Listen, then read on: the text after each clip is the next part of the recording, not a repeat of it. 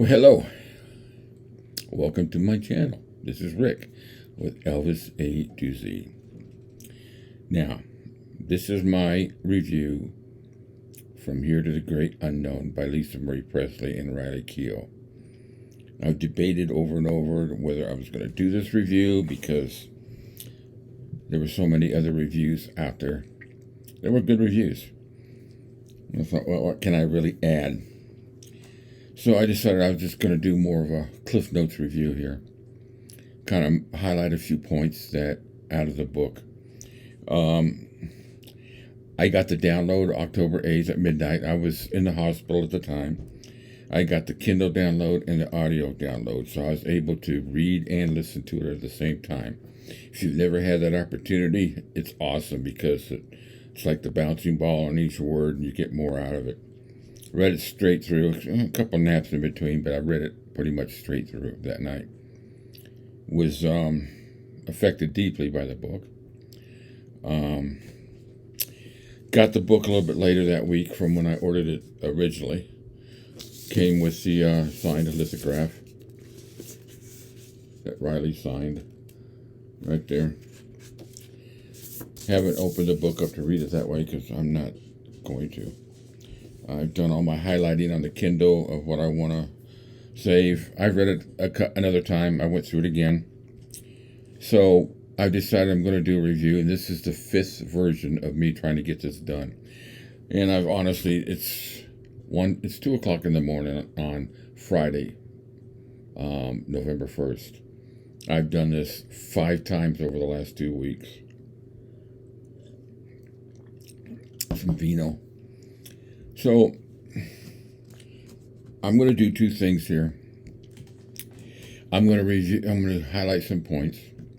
I'm going to share with you my favorite reviews of this book on YouTube. I'm going to show you and I'm going to put the links to those reviews in the description when I post this review.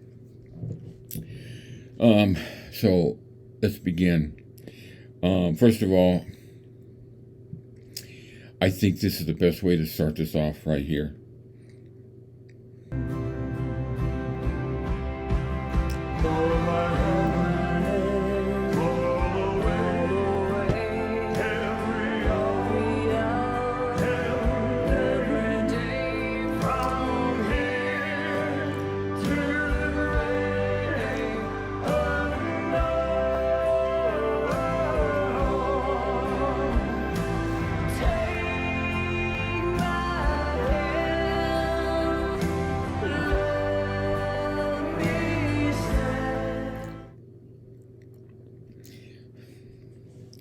I don't know how you can listen to that after reading the book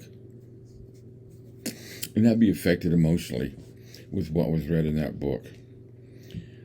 I'm not going to put out any spoilers here. I'd rather everybody experience reading this book who is an Elvis fan, a Lisa Marie fan, and a 𝐫𝐞𝐬𝐻𝐿. I think the production of this book was done fantastically. The way that they did it in the print with the different font, and in the way that they did it with Julia Roberts reading for Lisa and Riley reading for Riley, it's just it hits it home. So what I'm going to do is I'm going to highlight 4 things. 1, 2, 3, 4 things here that stand out to me. This book touched every emotion. I laughed. I cried. I was shocked. I was angered. So I'm going to highlight some of these emotions. And what I've done is I videotaped the actual Kindle and audiobook sections that I want to highlight here to you. So you'll see it highlighted. You're going to hear either Julia Roberts' voice, Lisa, or Riley, and you're going to be able to read it as we go. I'm going to adjust this light a little bit more. Is it too much? There we go. All right, not enough. All right. So the first one I'm going to do, this one is early in the book, and this portion of the book shows what kind of person Elvis was. And he did it in his personal life, and he did it in his public life. I call it no bad talk. My dad didn't talk about my mom in a bad way at all. He did not want me to think negatively of her. In retrospect, they did a fantastic job maintaining a united front and a real friendship bond. There was still a lot of love between them, and they really put on a good front for me. I was very lucky. Those are Lisa's words. That was taken from her audio tapes. And I believe it. I think all the impression that Lisa Marie got of her mother was obviously firsthand experience. Elvis knew. Don't talk bad about her. And he did. And he did in public life. He really didn't talk bad about anybody, much less Priscilla. That's why I get angry when I see these. We're going to touch the light on it a little bit later, but I see some of these people that feel that they are protecting Elvis's legacy by attacking someone like Lisa. I mean Priscilla. I apologize. Okay, now this portion of the book, it's also Lisa Marie's words, angered me furiously. I always wondered about this, but this angered me. I was furious. I stopped reading the book for a minute or two to calm down.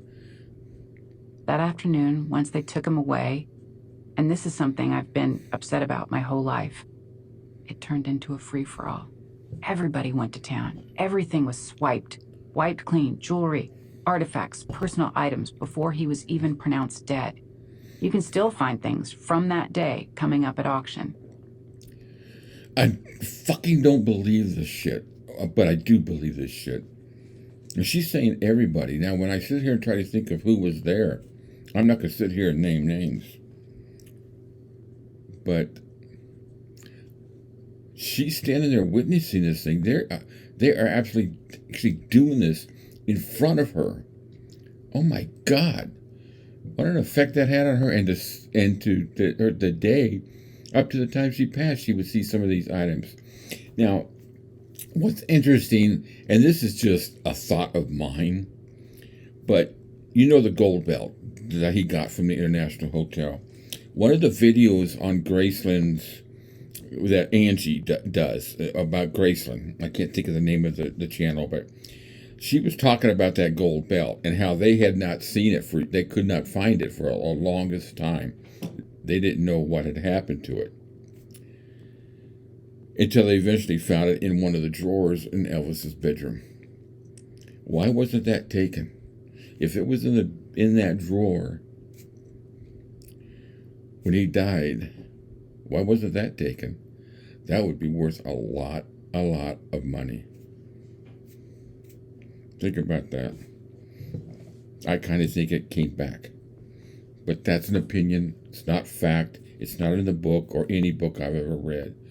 But it's an interesting thought. Here's a thought from Riley. This is Riley talking about her lineage, the history of Elvis. And it's really a thought to really think. And I've thought this a lot. Now, there's some logistics in this thing that, I'll talk about after we listen to it. This is it. Sometimes when I watch videos of Elvis performing, I think about the fact that if he hadn't done exactly what he did in exactly that moment in time, if he hadn't walked into the right building, recorded the right song, danced the way he did in front of the right person, there would be no Elvis Presley. We probably would have lived somewhere in Mississippi. I didn't even finish high school in this version of my life, so I can't imagine where I'd be in that one. My great-grandfather drove trucks. Maybe we would have carried on that tradition. Maybe we would have made furniture in Tupelo.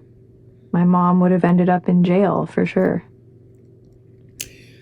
It's an interesting thought, though, if Elvis had never happened, as far as the popularity, Riley would have never happened because Elvis would have never met Priscilla, so on. But the whole concept, the whole idea of it is quite interesting. It's an interesting thought, you know. So, and here's one that I'm not. It could be a spoiler. So there's more to this story, and it's a great story. And actually, I had to go back and reread this after Lesley had brought it up to in a Facebook page. I thought, wait a minute, I remember that part. So here's the part where it's Riley talking about her and Ben. Ben was a foodie. We'd go out to all these incredible omakase restaurants, and he would eat everything and anything. There were dishes that I would not eat. Sea urchin, for example. But with the chef right there, I didn't want to be rude, so I'd wait for the chef to look away, then slip whatever it was I couldn't stomach to Ben. Despite Ben being so into the best food, one of his favorite things to eat were rice balls from 7-Eleven. In fairness, the food at 7-Elevens in Japan is very good. We'd take the rice balls to Zushi Beach, a surfer beach about an hour south of the city. We'd climb the mountain to a shrine, me and my bright yellow Nike sneakers, banana shoes as Ben called them, and eat rice balls. Ben would give me a hard time about the shoes every day. "Did you get my banana shoes yet?" he'd asked repeatedly. And I promised over and over that I'd get him a pair. There's more to that, and it's very touching. It's a great piece of this book that just says a lot. Those are the four things I just kind of want to, I just want to highlight. There were some really good reviews out. Okay, another little edit there. Like I said, I'm doing this at 2:05 in the morning, so some of my settings are like kind of out of line. But anyway, so now I want to highlight some of the reviews that I really thought were good. I got 4 that I thought were really, really good reviews. They're my favorite of what I've read. There's a lot of other crap out there, but that's we're going to get into in a minute. So, right here, EAP Society, their link will be down. They did a great review on the book. I thought was really good. And you know, check their out. They got a lot of really great stuff. Memphis Mafia Kid, Danny Smith, great review. You know, he was there with Lisa Marie. He was there. He saw it, and there's a lot of stuff that he's able to verify during that period of time. It's kind of sad, some of the things he brings out about how, you know, lost contact. But that's a great review. Like I said, these will be linked. Mary, I believe it's Patricia, great review. Check it out. She does justice to the book. It's really, really good. And then, of course, Billy Smith's review, Elvis Fans Matter. A lot of things him and his wife Jo have you know, they talk about it. There's a couple other videos where I believe it's their daughter, maybe it's Danny Smith's daughter. I can't remember now. Anyway, those are 4 of my favorite reviews. They will be down below. Okay, guys, it's time for my rant. One of the reasons why I've delayed doing this review is I just got fed up with all the crap that was out there. Just, you know, it's unbelievable, the clickbait and all that. Now, when I was growing up, we would go to the grocery store. This was long time before the internet. You go to the grocery store, and when you stand in line, and there'd be all this rack of gossip magazines, TV Guide, and all this stuff. So you'd have the magazines like Elvis's daughter calls another man daddy. Elvis was bisexual. Elvis breaks up Hollywood star's marriage. And of course, the ever famous picture of him in a coffin, the National Enquirer. Elvis was murdered. Elvis visits his new grandson. Elvis seen at Graceland. Elvis, the karate man who stole his wife. people would buy them up and suck it up. All these people, you know, and my dad had a nickname for all these people that would buy those things. I remember my dad buying a bunch of those National Enquirer magazines just to put them in the bottom of our pigeon cage that we used to raise pigeons to catch all the bird shit all over the place. Now, I got to give you a warning. I'm going to probably get a little carried away here with my language, and I apologize. But that's me. That's me. But my dad had a nickname for these people. He called them bottom feeders. If you ever had an aquarium, in the bottom of the aquarium you would have an algae eater, or in the aquarium you'd have an algae eater. Went around and ate all the algae, all the garbage, all the stuff around the pool, the aquarium to keep it clean. You know, you had different types. The sucker, that's a little sucker fish. That's these people that write these magazines, and that's these people that do these videos on YouTube. All of them. So I'm going to discuss a few of today's bottom feeders. You're gonna know who they are. I'm not going to mention their name. I'm going to beat around a little bit. This one is actually a fairly new one, and I was really quite surprised when this popped up. You know, I kind of put a little algae eater on there because that's basically what this is. This actually came from a ETA, an Elvis tribute artist, who is supposedly protecting the legacy of Elvis by his. But he took this and he put on some clickbait. So I responded under one of my other channel names, and this is the correspondence between the two. Who really killed Elvis Presley? Hint: it wasn't Colonel Parker. And I after listening to watching the video, first of all, it's so obnoxious. This kid he's not even. I don't think he's even reached puberty.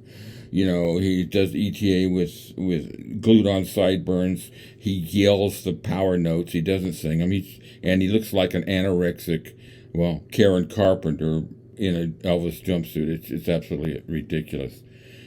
He does some great crooning stuff. You know, he does a great "Fly Me to the Moon." I saw a video of his. But anyway, my reply to this was, obviously you have not read Destined to Die Young, but I guess this clickbait crap works better for you.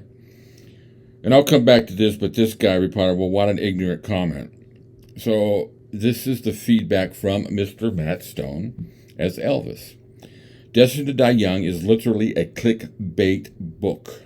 Anybody who thinks Elvis's drugs and lifestyle had no contribution to his demise is fooling themselves. Destined to Die Young was hopium.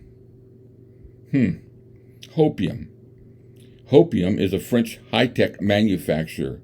They bring together a team of experts at the front of renovation. So, Matt, I think you might have misspelled something there. Anyway, it was an opium to millions of fans who have been waiting for something to exonerate Elvis from his own poor health choices. But it's not legitimate. What a way to defend the king. What an obnoxious, rude, obnoxious little twit. Elvis died because Elvis made choices that resulted in his death. It had nothing to do with the comorbidities he and his family have in their blood. My response: so then that would be a no, you have not read it. Sad to see someone fall into the old conspiracy theory stories of his death. Did his lifestyle contribute to his death? Of course, especially when you have his type of hereditary genetics. So the fool would be falling back to you. Coming from a family line myself with the same type of genetics, a father raised in the South at the same time period, but with 15 siblings, 10 who died of the same type of ailments Elvis was afflicted with by the age of 50. This is why your title caught my attention. So clickbait or not, it's a sad way to gain views. At 67 and a fan since 1962, I've seen enough of the bottom-feeding magazines and videos to make me puke. You are in a large group of those who thrive primarily on the negative. You go. That was my reply back to him. Never got another reply. But this is my reply to Mr. James Juke when he called it an ignorant comment. I replied back, it's an ignorant video. And he come back, Elvis Presley died a very lonely death due to his own choices. Destined to Die Young is just another book thrown together for profit. And my final reply, and I've never got any feedback because obviously they have no answer. How did you come to your conclusion? By reading books and magazines and watching movies that were made for profit? Unless you were the coroner at the autopsy. What an obnoxious twit this kid is. I've seen videos on him that he's so far off base and wrong about stuff. You know, he wants to be an ETA, that's good. More power to him. He sucks at it as far as I'm concerned. Sorry. So, here's some more of today's bottom feeders. Did Elvis die? Great title. Great clickbait. Elvis found alive. Did Presley fake his death? And here's one. Priscilla Presley, we must expose the truth. This is coming from a guy who puts videos out 50 frickin' times a week, walking around talking about defending Elvis Presley. What a twit. The guy in one of his videos actually believes that Elton John came to him in a dream and told him to meet him in Los Angeles to help defend Elvis. Whatever he drinks in his coffee or tea that he's walking around with, I want some of that now. What a great hallucinant. Another one, Elvis Presley's real girlfriend in Germany, 1959. Who is she? Elvis does have a grandchild. Bridget Cruz confirms it is true. Same defending Elvis Presley twit. Priscilla Presley, devastated, episode 53. Well, we all know who this person is. She's got a voice like fingers on a chalkboard, and she has her favorite little 8th grade girl nicknamed Priscilla Pants. What a twit. These are bottom feeders, every one of them. When you look at their channel, they don't do any positive content. They don't focus. They don't focus on anything. It's all negative shit. From Here to the Great Unknown, fans outraged. Is there a cover-up? This is about the UK having it edited on the Michael Edwards portion. Dude, if there was a cover-up, and maybe I could speak this in slowly so you can understand. If it was a cover-up, it would not have been in any book, any video, any audio, period. That's what a cover-up is. Duh.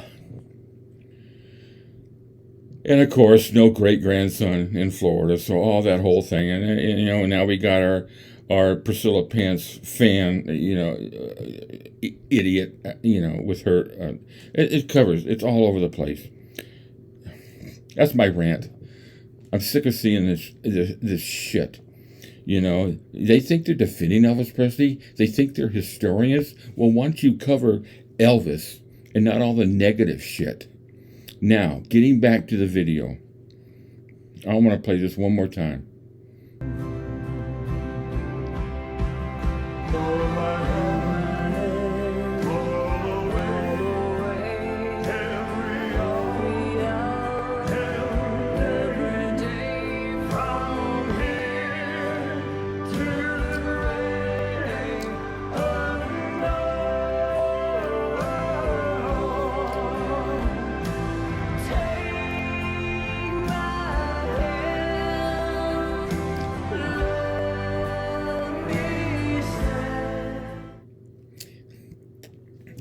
Okay, that's my review of the book. Awesome book. Right now, top of the list for me.